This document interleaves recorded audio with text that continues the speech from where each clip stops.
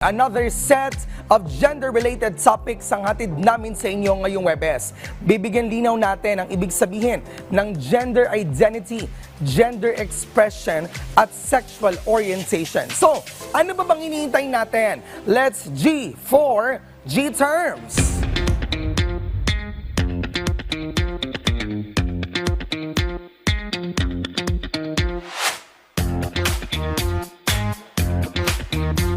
Today, let's talk about something na madalas na pag-uusapan, ang gender identity, gender expression, at sexual orientation.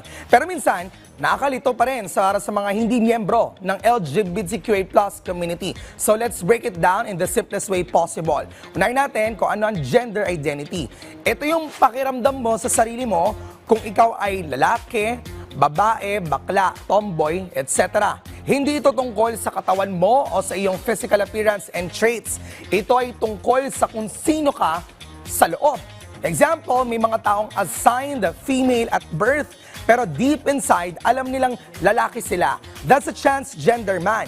Meron ding iba na non-binary, meaning they don't see themselves as strictly male or female, and that's totally valid. Pangalawa, gender expression. Ito naman ang panlabas mong itsura o anyo at kilos, kung paano ka manamit, magsalita at gumalaw. Maaring lalaki ang gender identity mo, pero expressive ka.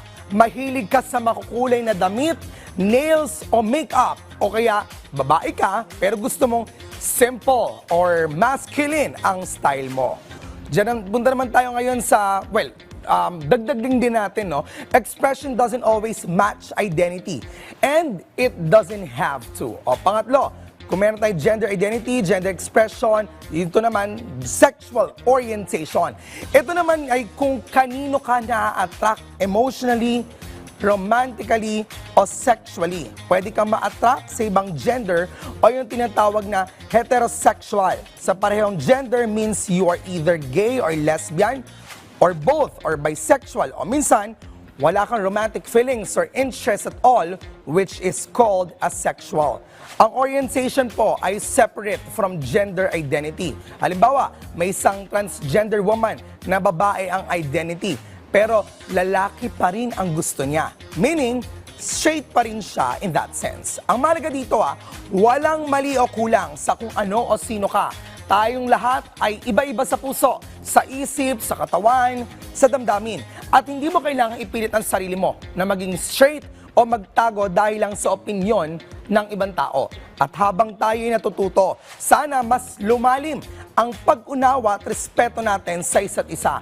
Hindi natin kailangan maging eksperto para maintindihan ito at matanggap. Ang mahalaga, bukas ang isip at bukas ang puso natin sa pagkakaiba.